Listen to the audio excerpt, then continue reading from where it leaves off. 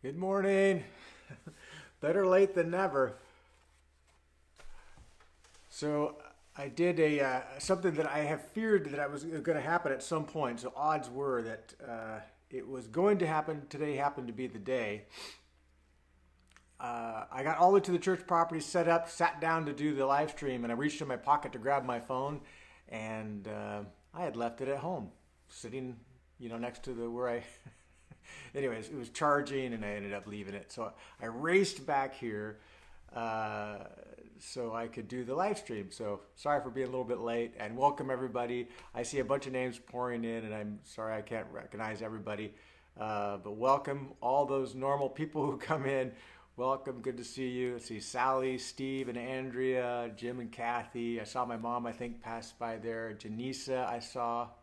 Jan Atkins, welcome. Um, Greg, great to see you yesterday. Jan in service. Barbara Del Rio. Hey, Daryl and Suzanne, welcome this morning. There's Deanne Fine, Lori Cares, welcome. Hey, Lori, congratulations on expecting to be another grandma again. I'm not sure how to say that, but I know that you have another grandchild on the way. Well, I'm so grateful for that.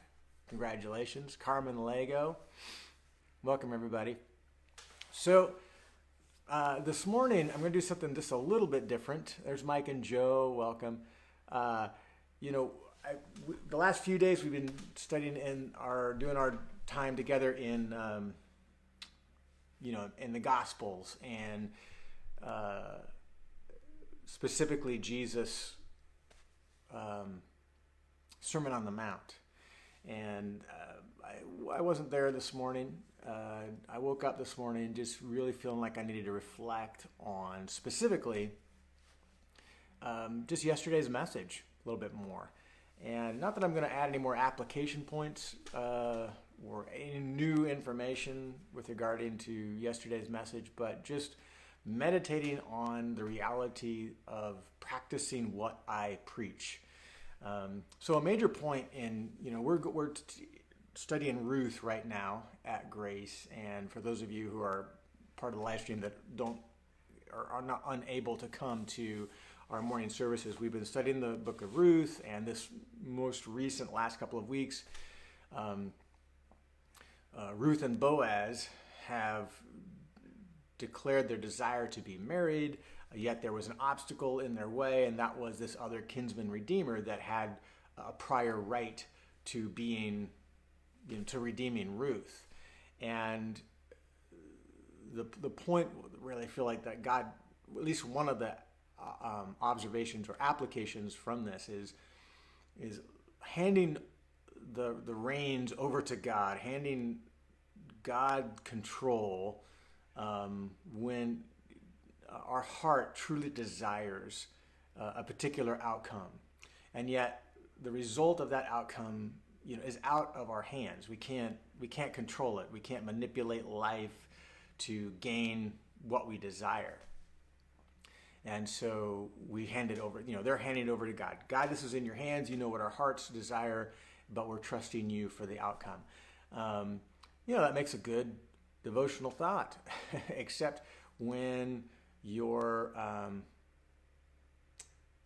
sorry, the lighting on here, I'm going to try to adjust it here. I'm not used to filming in this area. Yeah, that's better, I think. I'm sorry for all the movement.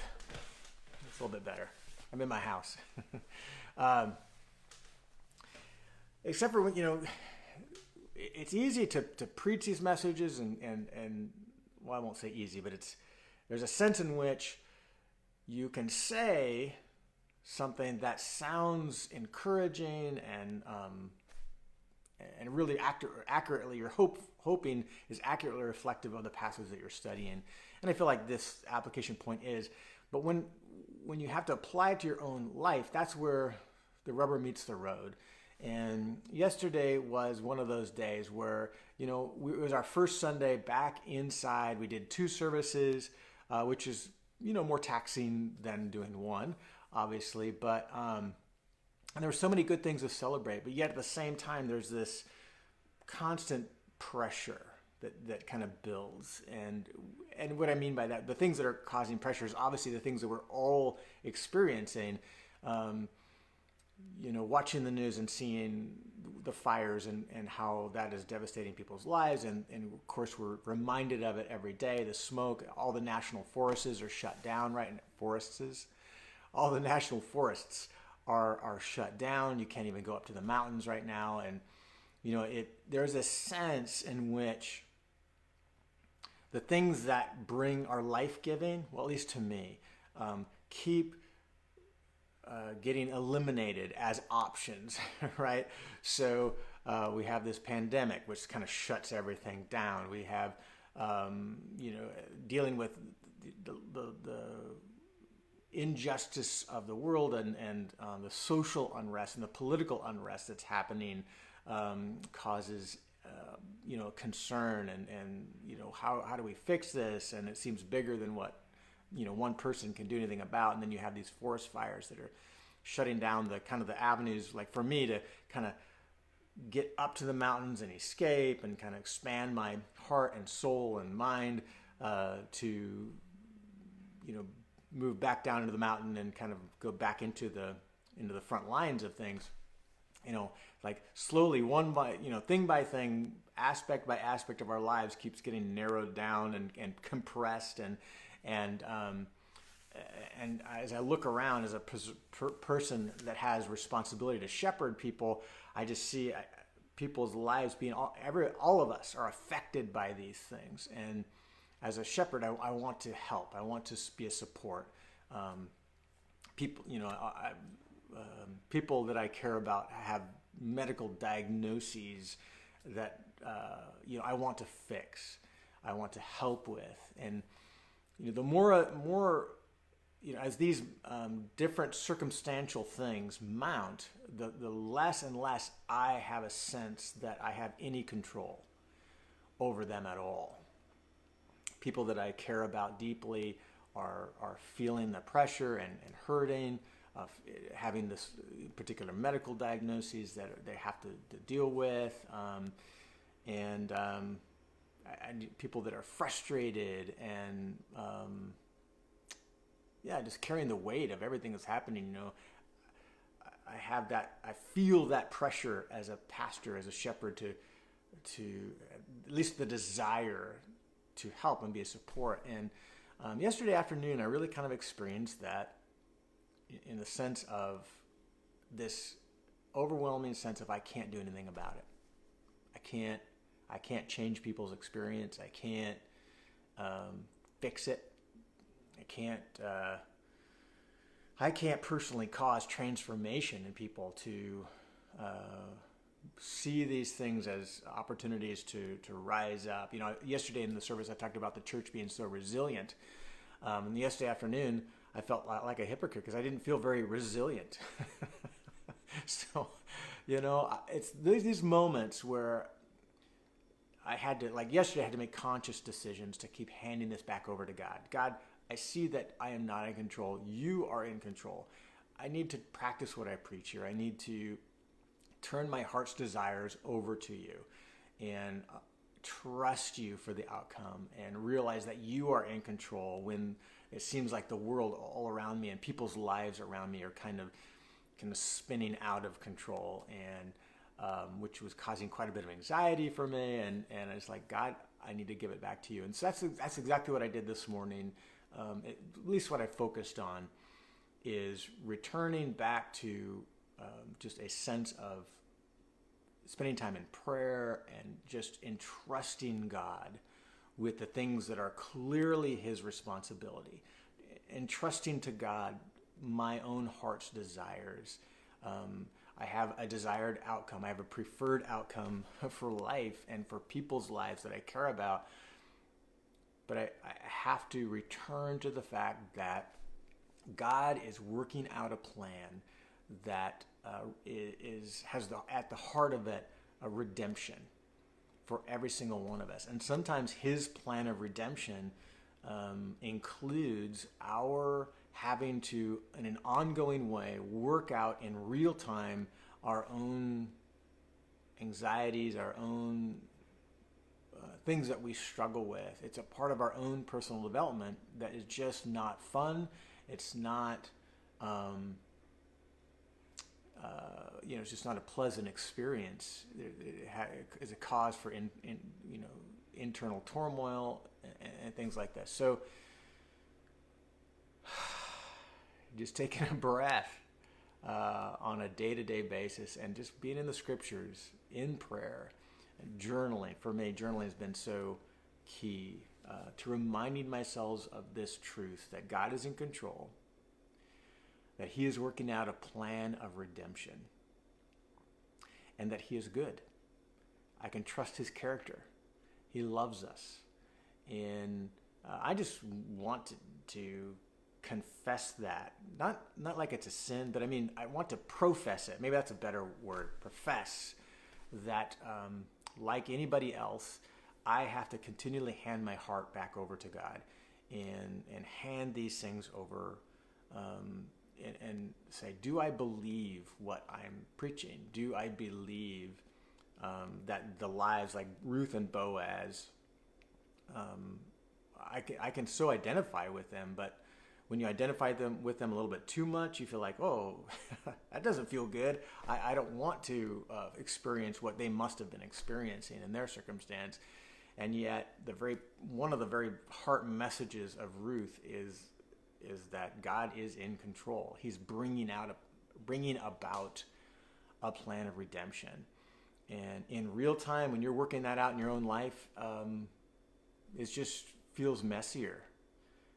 I can read the entire book of Ruth in 15 minutes. It's like there's the dilemma, the conflict, the challenge, it overcomes, and everything works out in the span of 15 minutes as I read the book of Ruth. And yet in life, and certainly in reality in their time, this took weeks and months and a long period of time for these heart tragedies in their life to work out to God's redemption. The reality is, I can read it in 15 minutes, but their entire experience took, a long period of time. And that's reality. That's what it feels like in a very kind of messy way. That I wish I could just snap my finger and turn things back over to God, and I feel happy again, and all those things. But the reality is, working through our lack of faith, if I could just say it that way, my lack of faith, and reworking through heart prayers to say, God, increase my faith.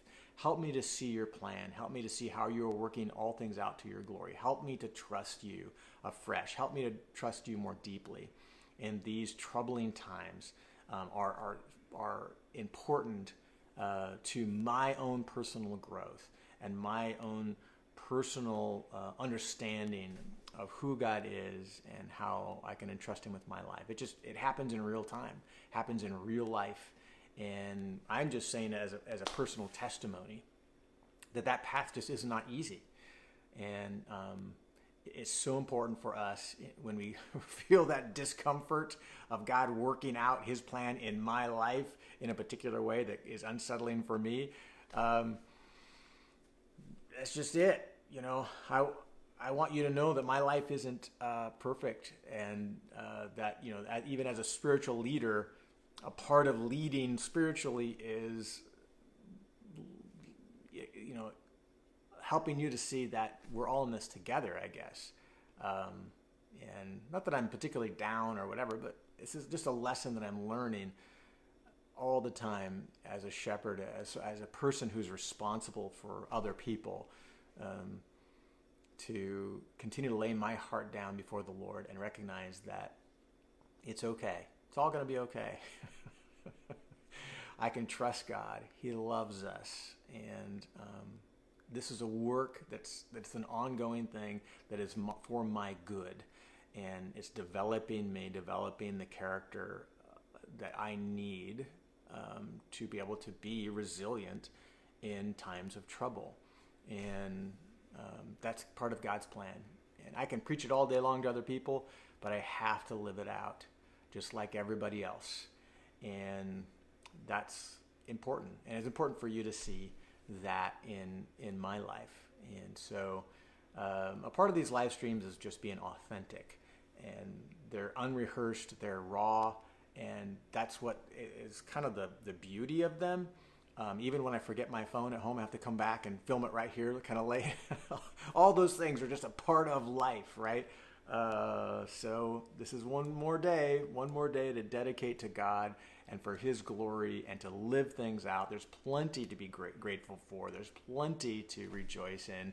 And I'm going to fix my eyes on those things. And for those things that I feel discomfort about and a lack of control about, I just have to yield again afresh to God and do what I can, but trust in God's plan for me and for the people that that I truly care about. And so that's the thought for today. And so we'll pick things back up tomorrow morning, hopefully back in the Gospel of Matthew, in the Sermon on the Mount there in chapters 5 and 6 of Matthew. So have a great day, praying for you, and we'll see you again tomorrow morning.